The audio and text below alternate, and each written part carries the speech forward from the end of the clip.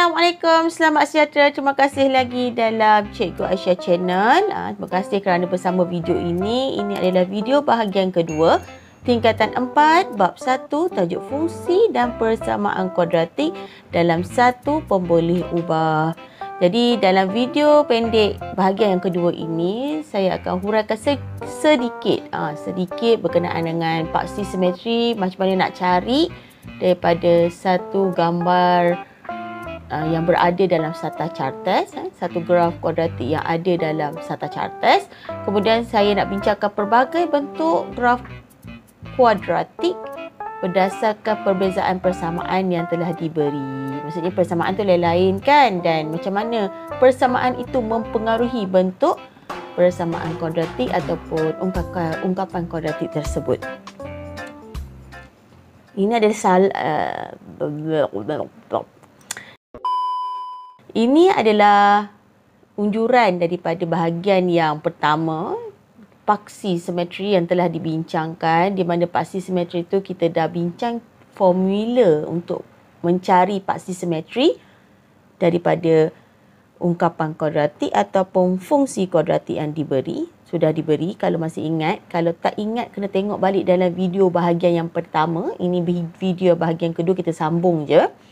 Dan kali ini rasanya saya nak lukis paksi simetri.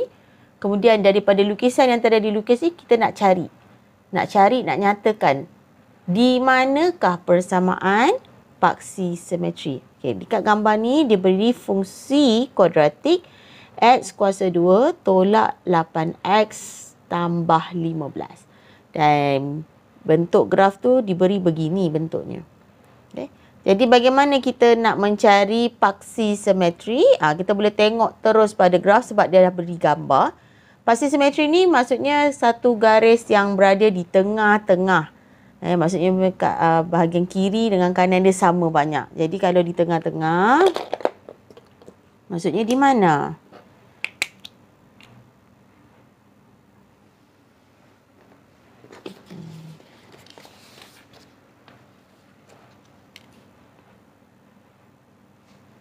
Okay, kita ambil pembaris.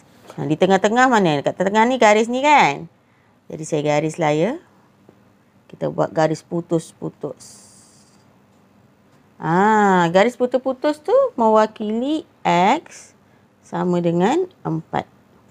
Okay? Nak menunjukkan paksi simetri itu berada di kawasan yang warna merah, yang mana dia memotong pada paksi X pada nilai apa? 4. Sebab tu kita tulis persamaan paksi simetri adalah X, paksi X sama dengan 4 sebab dia potong dengan 4. Atau kita gunakan formula pada kelas yang lepas. Tapi yang ni case dia bagi gambar. Kalau bagi gambar senang, kita just tengok je lah kan. Kita potong di tengah-tengah, ambil pembaris potong. Atau kita guna formula negatif B per 2A. Yang ni dah diajar pada video yang lepas. Okay, daripada persamaan yang diberi ini, kita tengok dulu A dia apa. A dia 1. B dia negatif 8. C nya adalah 15. Masukkan guna formula ni. Ini case kalau kita ada masalah sikit nak tengok. Kadang-kadang graf tu dia punya skala kita tak berapa jelas, ataupun ungkapan kuadratik ataupun fungsi kuadratik dia tidak diberi gambar. Kita boleh pakai formula ni. Ini adalah formula bagi mencari paksi simetri. Jadi termasukkanlah negatif. B kamu tu negatif 8 per 2A. Kita dapat 8 per 2. Tekan kalkulator dapat 4. Samalah. Ni 4, sini pun 4. Tapi kalau kita nak tulis, X sama dengan 4. Kerana apa? Dia memotong pada paksi X. Jadi ada dua kaedah lah. Dia beri gambar, maka boleh tengok terus pada gambar. Tidak diberi gambar atau mengalami masalah sikit nak baca pada skala graf, boleh buat formula ini. Jom kita lihat perubahan persamaan ataupun ungkapan kuadratik ataupun fungsi kuadratik yang mempengaruhi bentuk graf. Okey, jom. Sebenarnya dalam pelbagai bentuk ungkapan ataupun fungsi kuadratik ini, dia boleh mengganggu, bukan perkataan mengganggu, dia boleh mengubah kita punya bentuk graf tu. Nilai A, nilai B, nilai C tu boleh mempengaruhi keadaan bentuk graf senyum, graf sedih. Sama ada dia lebih senyum lebar, senyum yang kecil, sedih yang bukaannya lebar, sedih bukaannya kecil. Apa benda tu tak faham. Okey, tak apa. Kita tengok dulu apa yang ditulis kat sini. Dengan mengabaikan tanda positif atau negatif pada suatu fungsi kuadratik, semakin kecil nilai A, nilai A, okay? Harap-harap pelajar semua ingatlah nilai A tu yang mana.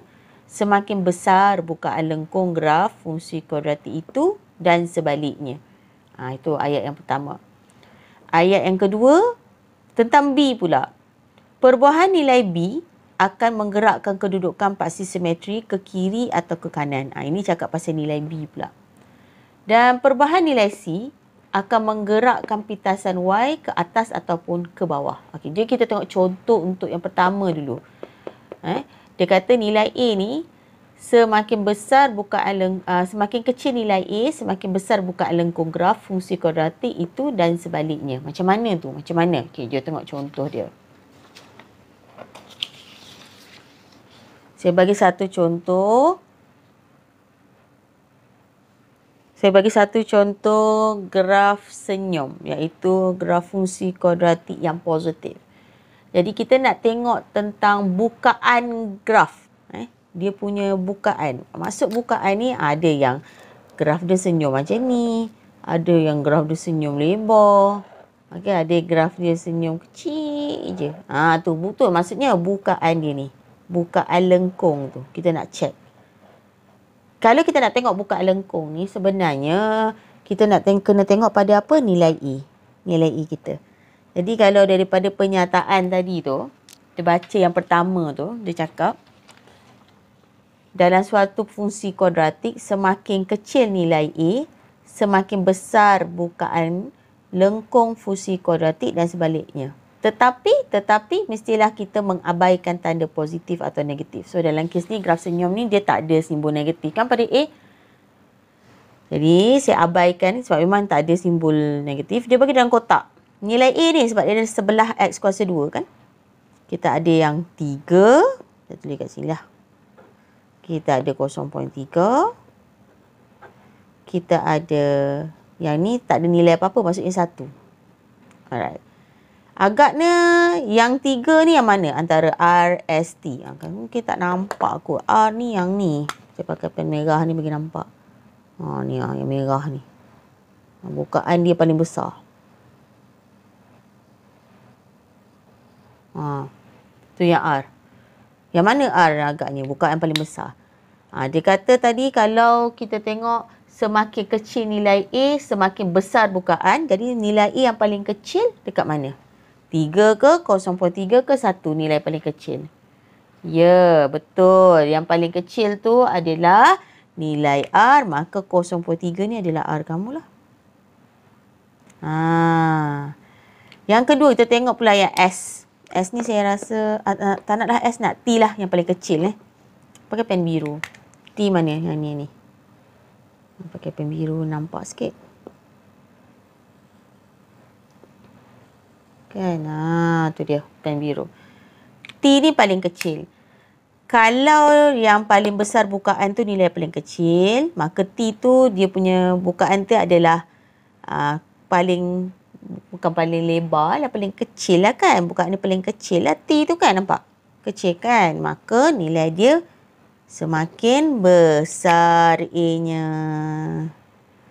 Yang tengah-tengah tu, S tu sederhanalah antara 0.3 dengan 3. Maka S tu adalah nilai pada 1 fx x kuasa 2. Ni dia nak ajar kamu kenal lah. A kamu tu kita boleh tengok pada jenis bukaannya. Kalau ni bukaannya besar, nilai A dia tu kecil. Kalau bukaan dia kecil, maksudnya nilai A kamu tu rendah lah. Daripada yang bukaan besar tadi tu, lebih kecil lah nilai dia. Kalau S tu tengah-tengah, adalah antara nilai 3 dengan 0.3 tadilah nilai dia. Alright? Boleh? Okey, mudah je. Tak ada kira, tak ada tekan kalkulator pun, tak ada apa-apa. Tengok je. Tengok pada A je. Alright? Okey. Nilai A ni yang sebelah X kuasa 2 ni. Kalau macam ni dia tak ada nombor, maksudnya 1. Jom kita tengok syarat yang kedua pula. Syarat kedua dia cakap, perubahan nilai B akan menggerakkan kedudukan paksi simetri ke kiri atau ke kanan.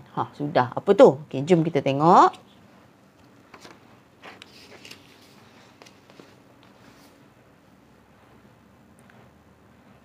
Baiklah. Sekarang kita nak tengok paksi simetri. Kita ada paksi simetri, kita tengok pada B kan. Jadi kali ni semua graf ni graf sedih ni. Sebab tu dia ada simbol negatif dekat A kamu ni. Tapi kita tak nak tengok A kali ni. Disebabkan kita nak tengok paksi simetri. Maka paksi simetri kita tu kita nak tengok pada nilai B. Nilai B ni yang mana? Yang duduk sebelah X. Jadi kita ada 3 lah. 1, 3.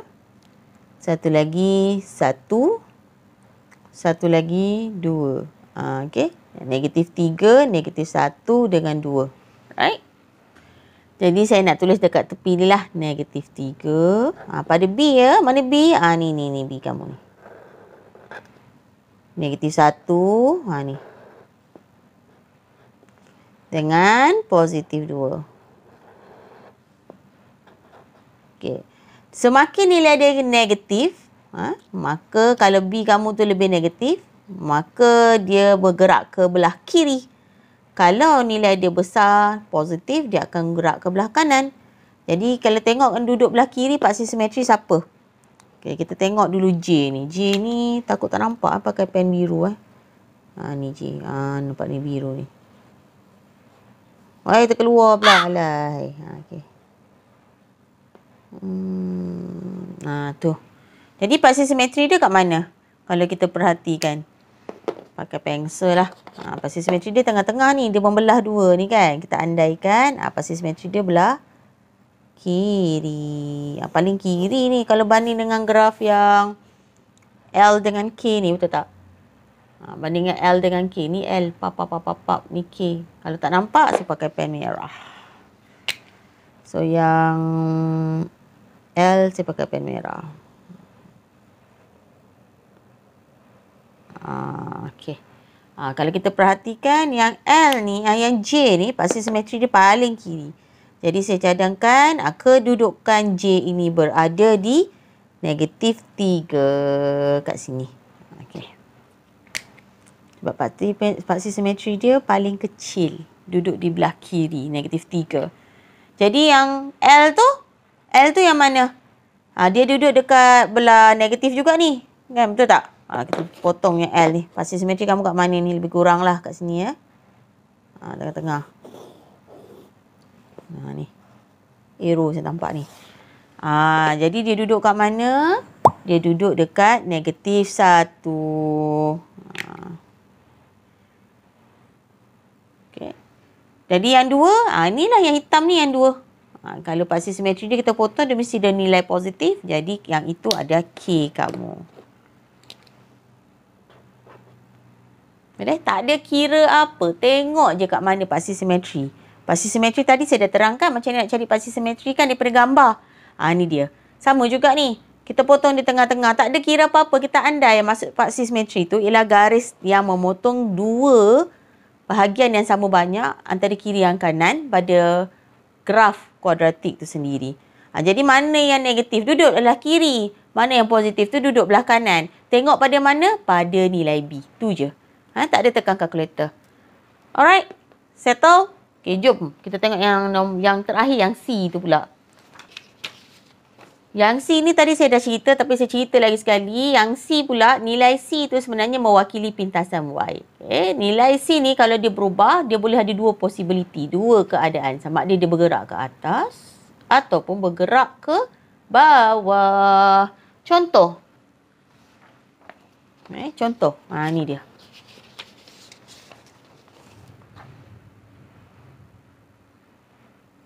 Kita nak tengok pada bahagian C. C ni saya bulat ni. Ni.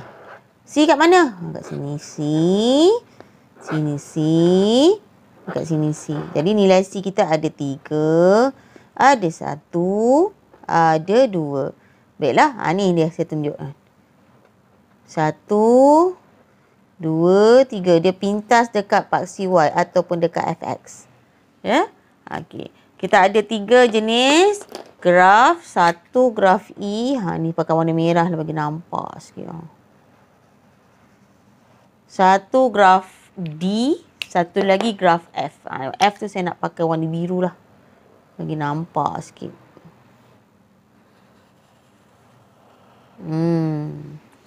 Jadi dekat situ kita nak susun. Mana satu ni? Mana satu yang E? E ni. Yang E tu dia berada di mana? Pintasan mana? 3 kan? Maka yang E tu adalah nombor 3.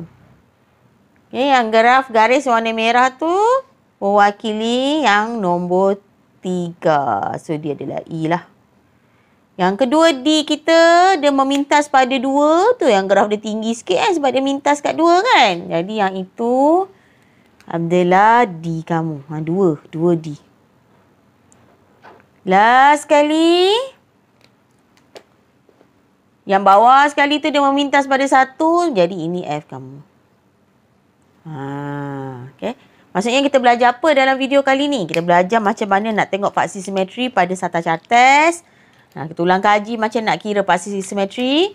Guna formula paksi simetri. Lepas tu kita belajar nilai A, B, C. Macam mana dia merubah persamaan ungkapan kuadratik tu ataupun fungsi kuadratik tu. Macam dia bukan mengganggu, dia adjustkan graf tu. Kejap ni atas ke, tu bawah ke, kiri ke, kanan ke, buka besar ke, buka kecil ke. Semua ikut nilai A, B, C pada persamaan ungkapan kuadratik atau pada fungsi kuadratik. Baiklah, video kali ni memang tak ada kira-kira. Hanya tengok je bentuk graf semata-mata untuk tajuk ini. Jadi dalam tajuk yang akan datang ni saya nak ajar cara untuk menyelesaikan permasalahan yang melibatkan ungkapan dan fungsi kuadratik. Bila ayat diberi, kamu kena selesaikan ataupun bagi kita keadaan persamaan dan kita kena selesaikan dan tukar kepada ungkapan kuadratik. Yang tu yang saya nak ajar pada video yang ketiga. Nantikan saya pada video yang ketiga ini dalam tajuk yang sama.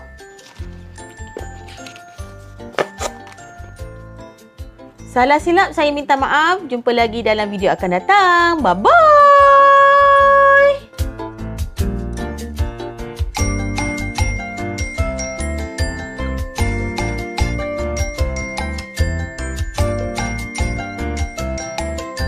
Cikgu Aisyah Channel.